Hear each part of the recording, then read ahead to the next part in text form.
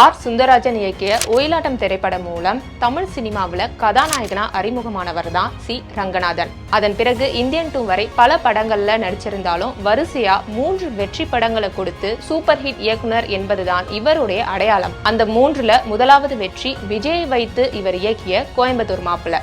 இன்றைக்கும் விஜய் வாங்கனா சரிங்கனா அப்படின்னு மரியாதை நிறைந்த கொங்கு வட்டார வழக்கில் பேசும் தாக்கத்தை தந்தது இவரும் இவருடைய படமும் தான். S.A. சந்திரசேகரனின் வெற்றிகரமான உதவியாளர்கள்ல ஒருவரான ரங்கநாதன் கோயம்புத்தூர் மாப்பிள்ளை படம் உருவான நாட்களை நோக்கி தன் நினைவுகளை மீட்டு தந்திருக்கிறாரு. இது பற்றிய சுவாரஸ்யமான தகவல்களை பார்க்கலாம்.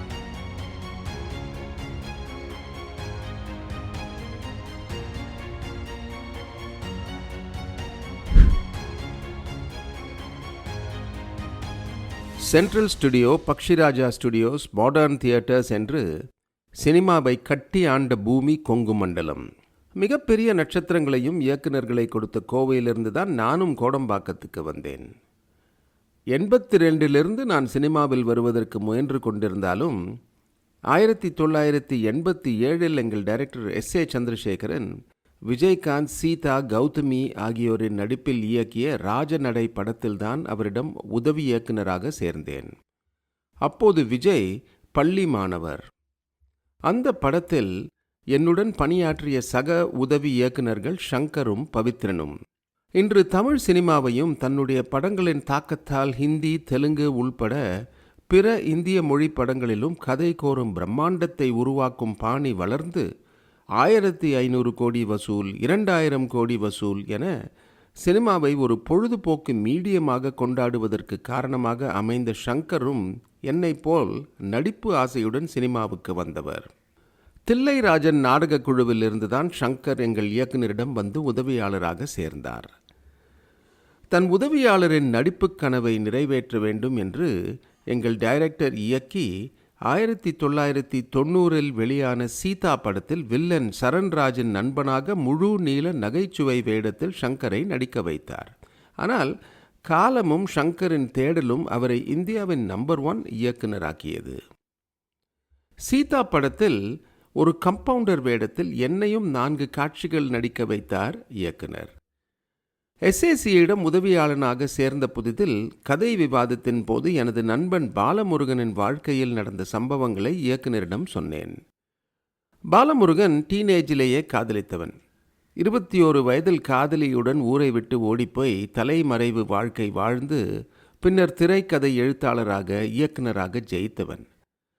அவனது கதையை கேட்ட இயக்குனர், யோ சூப்பரா இருக்கியா என்று அதில் கற்பனையையும் கலந்து நண்பர்கள் படத்தை எடுத்தார். தொடக்கத்தில் என்னை அதில் ஹீரோவாக நடிக்க வைக்க முடிவு செய்தார். பல காரணங்களால் நான் நடிக்க முடியாமல் போனது. ஆனால் நான் ஹீரோவாக ஒயிலாட்டம் படத்தில் நடித்தேன்.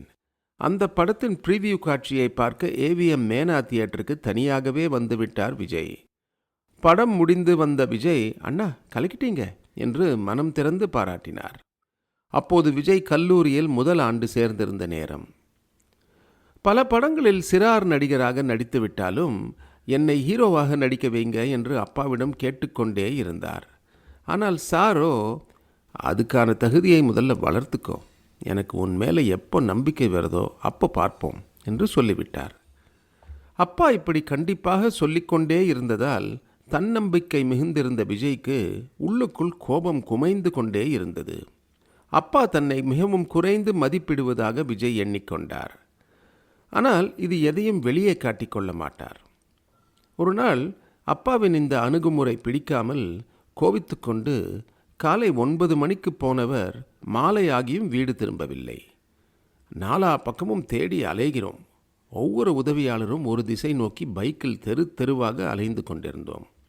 ஒரு கட்டத்தில் விஜயை சினிமா தியேட்டரில் போய் தேடுவதை விட்டுவிட்டு தெருக்களில் தேடிக்கொண்டிருக்கிறோமே என பொறி தட்டியது. உடனே நான் உதயம் தியேட்டர் நோக்கி விரைந்தேன். விஜய்க்கு சென்னை அசோக் நகரில் உள்ள உதயம் தியேட்டரில் படம் பார்ப்பது பிடிக்கும். நான் என்ன நினைத்து சென்றேனோ அது உண்மையாகிவிட்டது.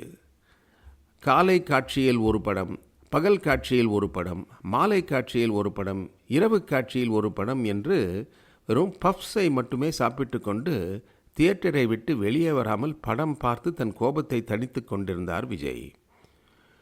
நான் போய் படம் முடியும் நேரத்தில் அவரை பிடித்தேன். என்னை பார்த்ததுமே அவர் கேட்ட முதல் வார்த்தை, அம்மா அப்பா பயந்துட்டாங்களா என்பதுதான். நான் கோபத்தில், இல்லை, ஜோக் சொல்லி சிரித்து பேசிக்கிட்டு இருக்காங்க என்றேன். இப்படியெல்லாம் கூப்பிட்டா நான் வரமாட்டேன். என்னை ஹீரோ ஆக்குவாரான்னு அப்பாட்ட கேளுங்க. ஓகே சொன்னால் வீட்டுக்கு வரேன், இல்லைன்னா வாங்க உங்கள் ரூமில் வந்து நான் தங்கிக்கிறேன் என்றார். உன்னை நிச்சயமாக ஹீரோ ஆக்குவார். நல்ல கதை வேணும்னு அவர் யோசிக்கலாம். சினிமா எங்கேயும் ஓடிடாது, வா என்று சமாதானம் பண்ணி விஜயை வீட்டுக்கு அழைத்து கொண்டு வந்தேன். விஜய் அன்று காலை சாப்பிடாமல் கிளம்பியிருக்கிறார். சாப்பாட்டுக்கு பதிலாக விஜய் அன்றைக்கு சாப்பிட்டது சினிமாவைத்தான். அதுதான் அவருடைய வேட்கையாக இருந்தது.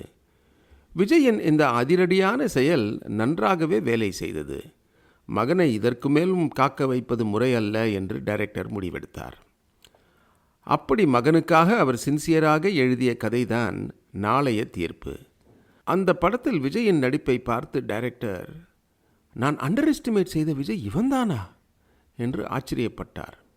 விஜய் குறித்து பேச நல்ல விஷயங்கள் நிறைய இருக்கின்றன. எனது இயக்கத்தில் அவர் நடித்த நாட்கள் மிகவும் கொண்டாட்டமானவை. அது பற்றி அடுத்த வாரம் பார்க்கலாம்.